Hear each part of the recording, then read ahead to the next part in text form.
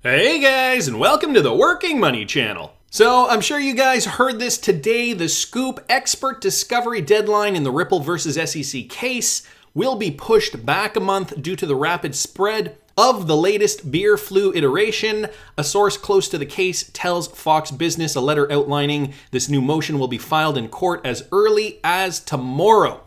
So this was posted early this morning, guys, just after midnight.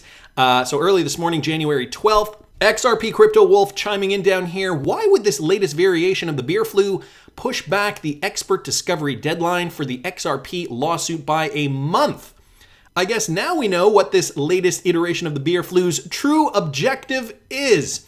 And the reason why I'm not saying the word is because I know YouTube is very, very picky about what can be talked about and what cannot be talked about. So guys, I'm going to talk a little bit about this in a bit. Of course, the lawsuit, we have been waiting for this deadline since it was announced that the deadline was going to be January 19th. Now it's going to be pushed back, so I'm guessing February 19th.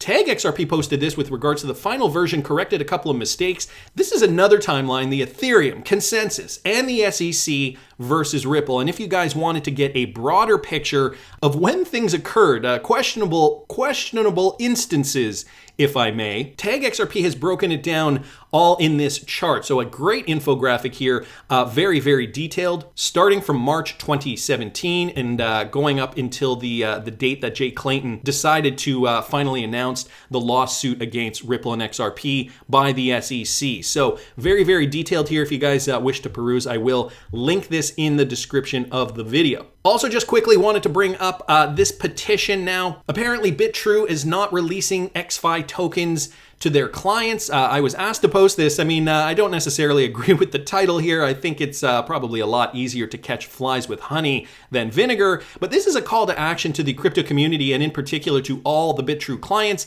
In October, Bitrue announced the support of the XFi airdrop to the Songbird holders. The only requirement was to hold Songbird on December 12th at a certain time. On the 6th of January, through their Twitter channel, Bitrue stated that the distribution was completed and they were open for business by starting to trade. And so there are a couple of links here just suggesting this. Ultimately, by and large, Bitrue has not delivered on the XFi tokens.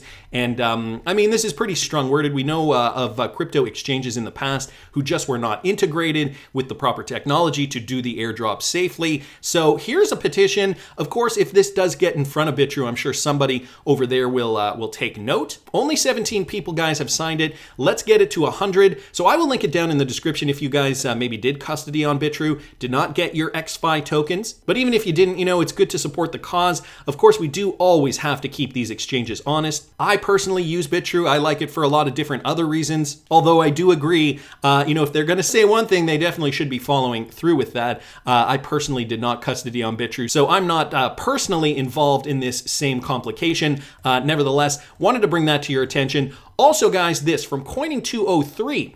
Here's an interesting question. Is XRP being delisted from Binance? Now, just to be clear, it is not Binance.us. It is the original Binance, the Binance for the rest of the world. The coin that you deposited is not listed on Binance. He was trying to deposit 2,500 XRP here just yesterday, and the current block is being confirmed. After the block is confirmed, you can apply for self-service recovery to retrieve it. So could Binance be delisting XRP? Of course, Philip J down here saying, you know, all the pairs are still there. And so are they preparing for something that could be coming down the pipe? Kind of strange considering that Binance, not Binance.us, is allowed in every other country other than the United States, yet the United States is the only country where XRP is being sued in court by their regulatory body, their government, the SEC. So it's interesting, other people just posting some screen grabs from their Binance account. Looks to be like XRP is still being listed, so it's interesting. Maybe this was just a glitch, maybe it was some kind of technical error, or maybe the deposit was going through during a time of maintenance. We don't know. Anyway, I will be keeping you guys up to date if I hear more on this story. Wanted to thank Coining203 for posting that. Also wanted to mention this, guys, from Darren Moore, just to point something else out from the Rockefeller Foundation. Now, these guys are big digital public infrastructure for an equitable recovery. They are some of the top 0.01%. Very rich family. Obviously, they have their own foundation. And just to kind of point out the obvious here, the project is managed by Mojaloop, so they're also connected to Mojaloop. And in this document here from the Rockefeller Foundation, they mention that Mojaloop has members that include central banks, financial services, and technology companies such as Google, Coil, and Ripple, and philanthropies such as the Bill and Melinda Gates Foundation and the Rockefeller Foundation. So that's mentioned here in that document. A connection to Ripple through Mojaloop, which we already knew did have a connection, but the Rockefeller Foundation, that certainly is not small potatoes. So anyway, I wanted to thank XRP Darren just for pointing that out from this document. This document was from a few months ago now, nevertheless. Good to remember all the companies, if we can, all the companies, foundations, organizations, FIs, central banks, all that stuff. Good to know who they are indeed connected with. I also noticed down here the Monetary Authority of Singapore, which also has a connection to Ripple and is currently using RippleNet. So great news there. Gonna keep moving though, guys. This coming from Real Sologenic. Just wanted to bring you guys an update on the Sologenic decentralized NFT marketplace. They're scheduled to go live January 27th. And so there's a video here. A limited number of creators will receive early access invites to mint their NFT collections on January 25th prior to the official public launch. Go solo. I talked a little bit about the Sologenic project last month. All this is being built on the XRPL, guys. So this is going to be, I think this is going to get a lot more people interested in NFTs. I know I've already been hearing people who are not into crypto ask me about NFTs and how they can buy NFTs and what is an NFT and all these different questions.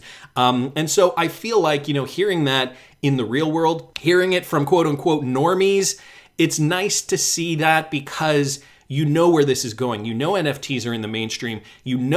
As of now, the options are limited, but once there is more adoption and this particular project being built on the XRPL, you are going to see that more people are going to get interested. And, this little video here, just to show you guys, they mention that it is being built on the XRPL. So another option for NFT creation. And so those are the dates, guys. I will link this tweet in the description of the video if you want to learn more information. I'm sure you can also find it at Sologenic's official website. But I want to keep moving. This from Michael at Val5 Links. So back to the case. Okay, it is being pushed back about a month. The Ripple versus SEC case will be pushed back due to the surging new iteration of the beer flu. This was revealed in a tweet by Eleanor Turret, who is a well-known journalist at Fox Business News, and so it will be pushed back a month. Eleanor tweeted, the expert discovery deadline in the Ripple versus SEC case will be pushed back a month due to the rapid spread.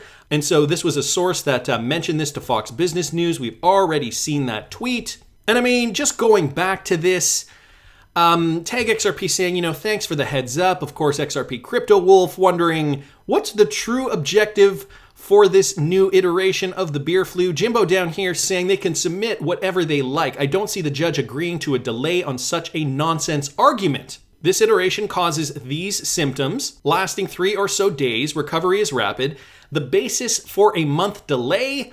Absolutely not. Very, very interesting point here because I have a feeling, and this is just one case, this iteration of the beer flu, I gotta keep referring to it that way, guys, I'm sorry. It's affecting XRP holders for this particular reason, but there are a lot of reasons why I think this narrative is unfolding, unraveling. And so, you gotta ask yourself the question, Jimbo brings up a good point, why a month delay when essentially this entire lawsuit has been going on since the beer flu pandemic has been going on? There has been no difference there. So why the month delay? Things that make you go, BS, LOL, careful who you listen to. This coming from Dictator Know-It-All. XRP Darren also saying how convenient. People here kind of not buying it. OMG, LOL, you can't even make this stuff up. Coming from that plebe here on Twitter. They're going to drag this out forever. So, it's a convenient excuse. However, are we buying it? XRP Crypto Wolf saying, what the F does this variant have to do with Ripple and the XRP lawsuit? This has gone way too far now. And other people just responding to that thread down here. And, again, a lot in the XRP community not having any of it for obvious reasons. But I think this is just a micro example of what is going on in the world. Of course, part of this World Economic Forum Great Reset Grand Plan is to tear down the current debt-laden financial system and to rebuild it. Build it back up using different technology. This is why we're seeing the central banks run CBDC projects and pilots, and why some are, already implementing CBDCs in one way, shape, or form. Why this is an ongoing theme within cryptocurrency, and why I report on this in some way, shape, or form every week. Part of this is control, guys, and being able to manipulate the narrative. Let me continue, because I also saw this from BondCrypt XRP. Something else that kind of got me scratching my head. Coinbase announces nearly the entire company will shut down for 4-week-long breaks in 2022 to allow workers to recharge. Now, this article is just about how, people were burnt out in 2020 and they weren't limited to their 40-hour work weeks, and, they needed to work overtime.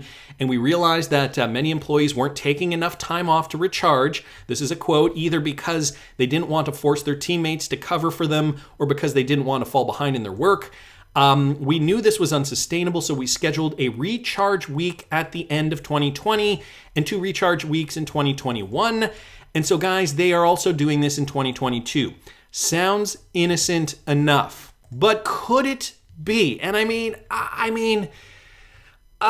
okay. There's a lot of evidence to suggest that we are still going to be very, very bullish in 2022, possibly for Bitcoin, but definitely for altcoins. And now Coinbase is already kind of letting us know that they are going to ultimately shut down. Now, of course, the exchange is not going to shut down, but we know the history with the Coinbase exchange. Regularly goes down during bull runs, even when they're fully staffed.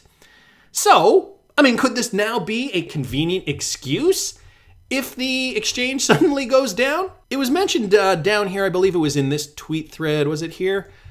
No, I can't find it here, but someone else was saying that Binance was doing the same thing. I don't know, that is not confirmed. I have not seen a statement from Binance suggesting that. But if this is the case, could this also be a coordinated effort to thwart retail traders from cashing out during a convenient time when exchange employees are on vacation once another pump occurs in 2022? Well, guys, then I saw this from Marns #PPC here on Twitter. An older video of Klaus Schwab. It must be from 15 years ago or so. Look how young he looks. And the quality of the video looks very VHS-y. Listen to what he had to say. I can't put a date on this, but listen to what Klaus Schwab had to say. We have, if I look at our stakeholders, we have business, of course, as a very important audience, and we have politics, we have continuous partnerships with many governments around the world, and of course we have NGOs, we have trade unions, we have all those different parts. Media, of course, and very important experts and scientists and academia. Because if we are looking at the future, I think we should look at new solutions, and the new solutions will be very much driven by technological developments. And we even have, you even have religious leaders, right? We have religious leaders, we have social entrepreneurs, very important social entrepreneurs. Oh my goodness. Social entrepreneurs, religious leaders, governments, technical innovators, scientists, the media. Basically, he's stating, big businesses, basically he's stating, we've got everyone in our back pocket. And this has got to be from at least 15 years ago now. So Klaus Schwab not hiding it one bit. And there was a point here where he's saying we're looking for new solutions. But to me, when I first listened to it, it sounded like he's saying we're looking to promote media illusions. That's not what he said. I think we should look at new solutions, and the new solutions will be very much driven.